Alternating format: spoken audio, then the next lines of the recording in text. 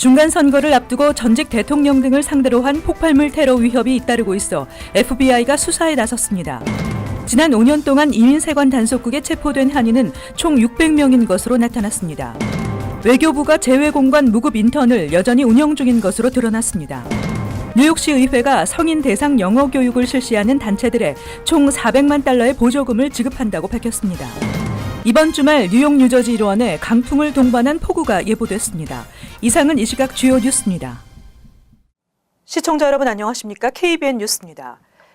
11월 6일 중간선거를 눈앞에 두고 전직 대통령 등을 상대로 한 폭발물 테러 위협이 잇따르고 있어 연방수사국 FBI와 비밀경호국이 수사에 나섰습니다. 이명주 기자가 전해드립니다.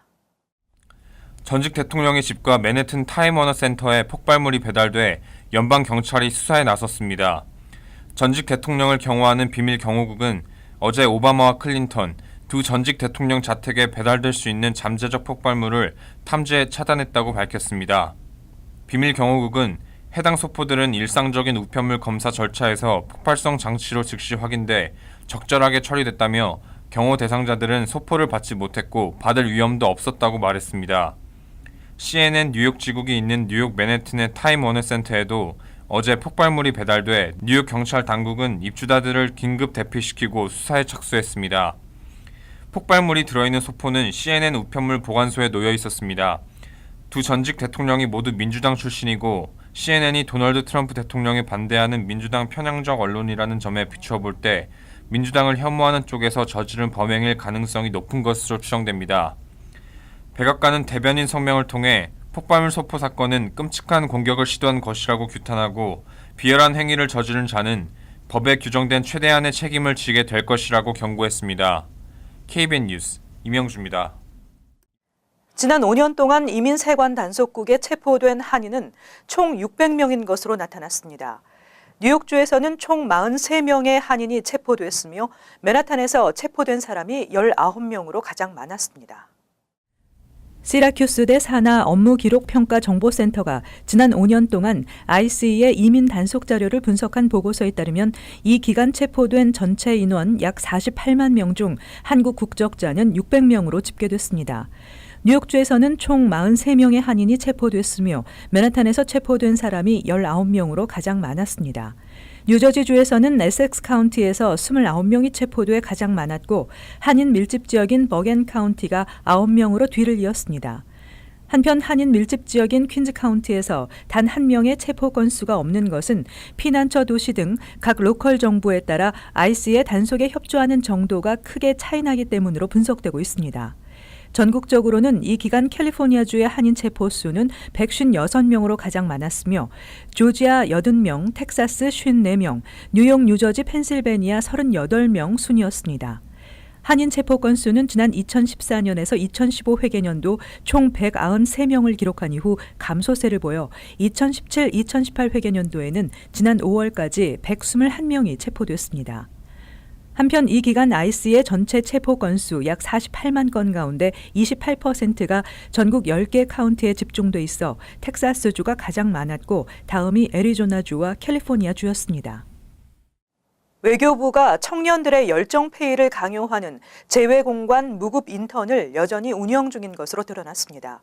외교부는 지난 2015년 6월 동일한 문제로 논란을 겪은 뒤 무급 인턴제를 없애겠다는 지침을 정한 바 있습니다. 지한샘 기자가 전해드립니다.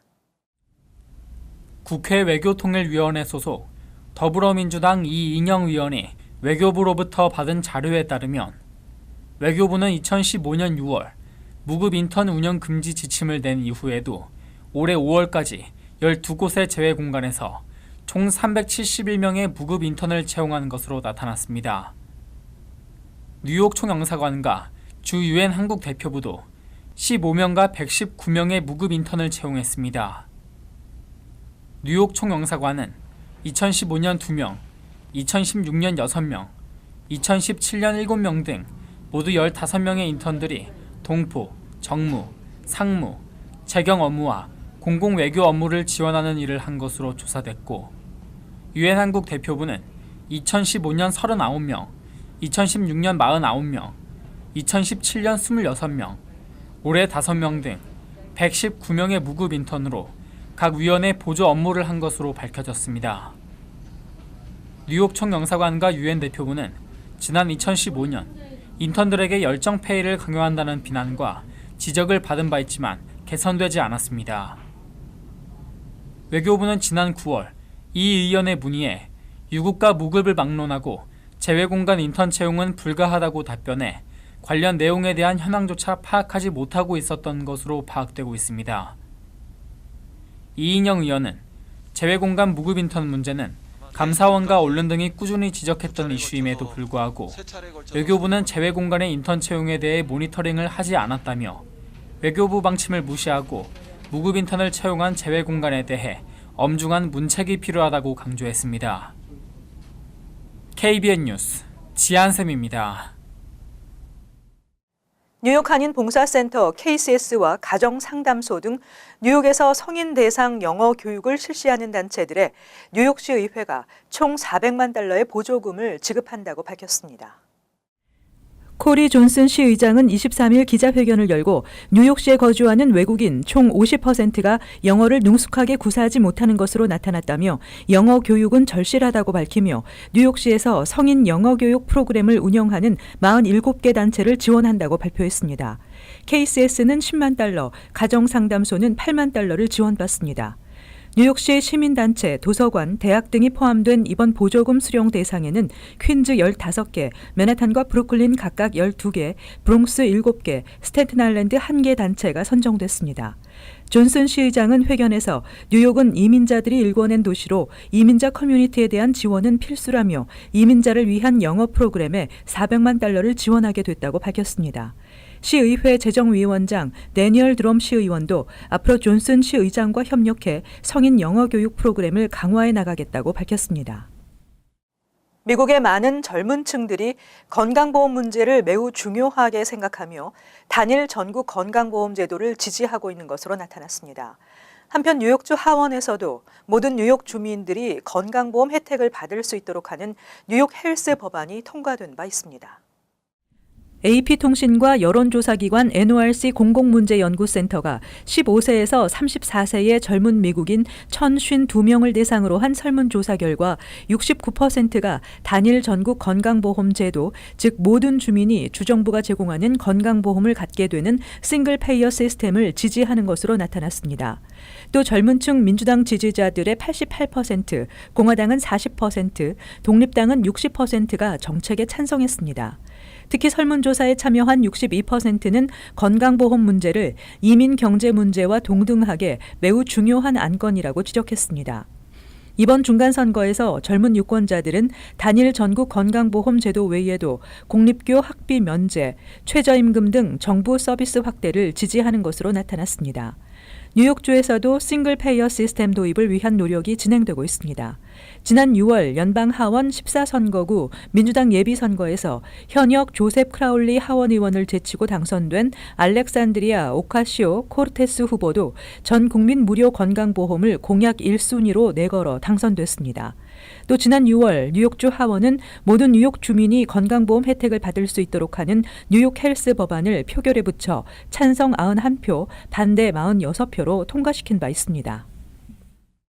학생들의 학업 성취도를 확인하는 뉴저지 표준시험에서 한인 밀집 학군 간 합격률의 격차가 큰 것으로 나타났습니다. 한편 뉴저지 주 정부는 주 표준시험의 축소를 추진하고 있습니다. 뉴저지주 교육국이 최근 발표한 2018년 표준시험 학군별 성적에 따르면 10학년 아시안 학생 영어시험 합격률이 팰리세이드 파크 학군의 경우 60%로 나타났고 포틀리 학군은 86.8%로 크게 차이가 났습니다. 또 리치필드의 10학년 아시안 영어시험 합격률은 70.3%를 기록했지만 레오니아는 78.8%를 기록하는 등 학군별 격차가 컸습니다. 그러나 테나플라이, 크레스킬, 노던밸리 리저널 등 머겐 카운티 북부 지역의 학군은 대부분 10학년 아시안 영어 합격률이 80% 중반에서 90% 초반으로 대체적으로 우수했습니다. 수학 표준시험 결과 역시 영어 시험에 비해서 상대적으로 차이가 적었지만 학군별 격차를 보였습니다. 팰리세이스 파크는 아시안 학생의 대수학 1 시험 합격률이 73.8%를 기록했는데 이 같은 수치는 전체 아시안 대수학 1 합격률인 80%보다 낮은 것입니다. 레오니아, 리치필드, 포틀리 등의 학군들은 모두 80%대 중후반으로 대체로 우수한 편이었습니다. 뉴저지 표준시험은 학생들의 학업 성취도 확인을 목적으로 매년 봄 3학년에서 11학년을 대상으로 실시되어 왔는데 주정부의 표준시험 축소로 내년부터 11학년은 표준시험을 치르지 않아도 될 전망입니다. 대한항공과 아시아나항공이 이달 말부터 항공기를 작은 기종으로 대체 운행함에 따라 연말 한국 직항 항공권 구하기가 예년에 비해 어려울 것으로 예상되고 있어 티켓 예매를 서둘러야 할 것으로 보입니다. 대한항공과 아시아나항공 모두 동절기에 들어가는 이달 말부터 작은 항공기 기종으로 운행되면서 연말 한국을 방문하려는 한인들은 예약을 서둘러야 할 것으로 보입니다. 특히 이코노미석에 비해 비즈니스석이나 퍼스트 클래스 등의 좌석 감소율이 커질 전망입니다. 아시아나항공은 오는 28일부터 동절기 동안 에어버스 380의 후속 모델이며 퍼스트 클래스가 없는 에어버스 350을 인천 뉴욕 노선에 운행합니다. 따라서 아시아나항공은 내년 3월 30일까지 인천 뉴욕 간 좌석수가 기존보다 하루 184석, 매주 총 1288석이 감소하게 됩니다.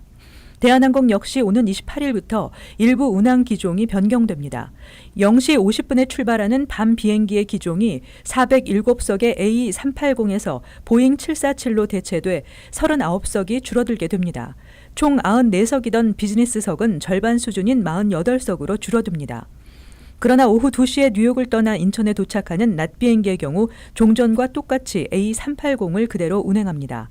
이처럼 항공사들이 기종을 축소 운행하면서 크리스마스와 연말, 겨울 방학 시즌에는 티켓 구하기가 더욱 어려워질 전망입니다.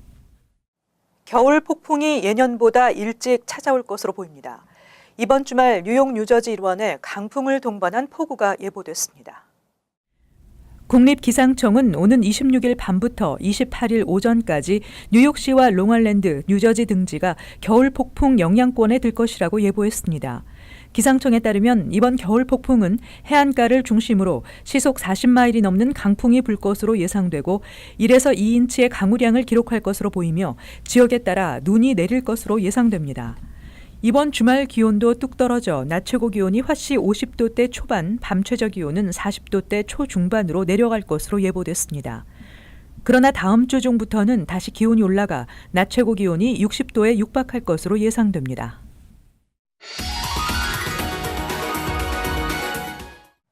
이어서 LA 지역 한인사회 소식입니다. 한인 여성 최초로 연방 하원에 도전장을 낸 영킴 후보를 만나봤습니다. 예비선거에서 지지율 1위로 본선거에 오른 김 후보가 만약 당선되면 1993년 김창준 의원 이후 20년 만입니다. 홍지은 기자가 전해드립니다. 한인 여성 최초로 연방 하원 의원에 도전하는 영킴 후보.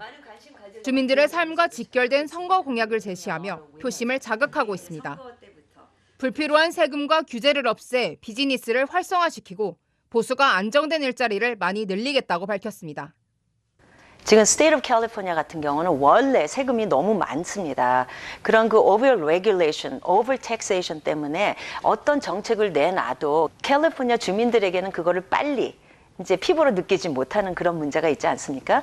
일단은 세금을 낮추면서 불필요한 규제들을 조금 없애는 겁니다. 현 이민 시스템에 대해선 합법적인 이민자들을 보호하고 국경을 강화하는 방향이 옳다고 강조했습니다.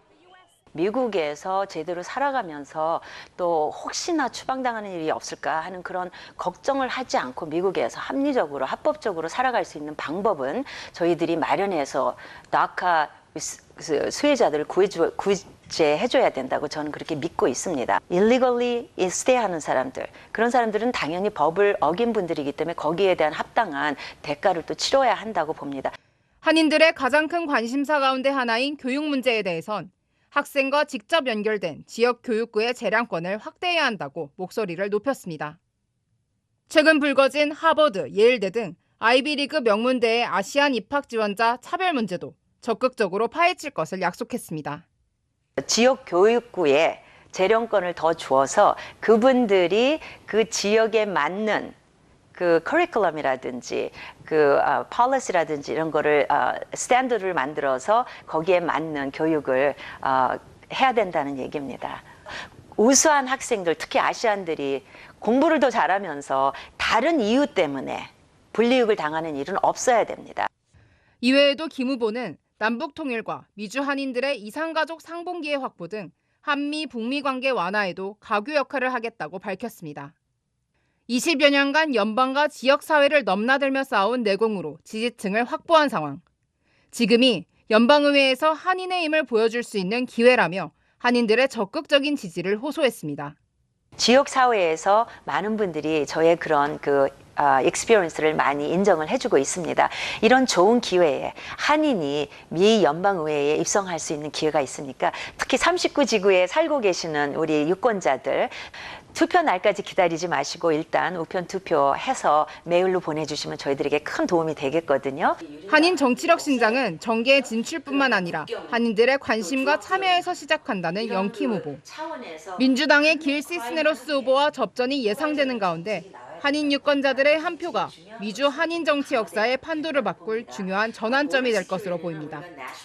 MBC 뉴스 홍지연입니다. 중간 선거를 앞두고 공화당의 존 콕스 캘리포니아 주지사 후보는 한인타운을 방문해 주요 현안에 대한 공약들을 내놨습니다. 존 콕스 후보는 오늘 LA 한인회관에서 한인 커뮤니티와 만남의 시간을 갖고 자신의 주택건설 산업에서의 경험을 토대로 캘리포니아주뿐만 아니라 한인타운의 주요 이슈들로 떠오르고 있는 주택난과 비싼 가스값 등에 대한 대책 마련을 발표했습니다. I want to build more affordable housing, and we will build that. I am dedicated to cutting the red tape that makes it so difficult. In the state of Indiana, which is where my businesses are, I can get approvals in 6 months. If the state of Indiana can do that, the state of California can do that as well. 이외에도 존 콕스 후보는 주택난과 직접 연관된 한인 시니어들을 위한 주택 마련, 커뮤니티 치안 강화, 그리고 캘리포니아주의 무역 투자 등을 강화할 계획이라고 설명했습니다. 이어서 간추린 소식입니다. 뉴욕주 변호사 시험위원회가 어제 발표한 바에 따르면 한인 합격자 수는 모두 267명인 것으로 잠정 집계됐습니다. 지난 2월 시험에 51명의 한인 합격자까지 뉴욕주는 올해에만 318명의 한인이 새롭게 변호사 타이틀을 취득하게 됐습니다. 하지만 최근 변호사 취업률 하락 등의 원인으로 지난 7월 시험을 치른 응시생은 총 9,679명으로 7월 시험 중 2004년 이후 최저 수준을 보였습니다. 뉴 하이드파크 소재 병원 내에 있었던 의료용 마리화나 진료소가 접근성 등을 이유로 메나셋 노던 블러바드 선상의 건물로 이전을 추진 중인 가운데 김민선 뉴욕 한인 회장과 나수 카운티 아시안 자문위원들이 최근 지역 정치인들에게 의료용 마리화나 진료소 이전 반대를 촉구하는 서한을 보냈습니다. 김민선 회장은 우리 청소년들을 마리화나의 무방비로 노출시킬 수 있다며 청소년 범죄와 탈선의 온상이 될 수 있다고 밝혔습니다. 뉴저지 해스켈에 위치한 와나큐 널싱 재활센터에서 아데노 바이러스에 감염된 환자가 18명이나 발생했으며 지난 2주 동안 어린이 7명이 사망했습니다. 보건국은 바이러스에 상대적으로 취약한 어린이들이 입원한 재활센터 등을 중심으로 각별한 주의를 당부했습니다. 아데노 바이러스에 걸리면 일반적인 감기 증상을 보이는데 대부분의 사람들은 감염돼도 스스로 치유되지만 면역 결핍증의 경우 사망하기도 합니다. 퀸즈 칼리지 포인트의 멀티플렉스 영화관 앞에서 총격 살인을 저지른 용의자 2명이 플로리다에서 검거됐습니다. 연방 마샬국과 뉴욕시경은 플로리다주 마이애미에서 20분간 차량 추격전을 벌인 끝에 용의자 2명을 체포했습니다. 용의자들은 지난 10월 1일 새벽 피해자와 말다툼을 벌인 뒤 차를 타고 가던 피해자를 쫓아가 극장 앞에서 총격 살해하고 도주했습니다. 계속해서 환율과 증권 소식입니다.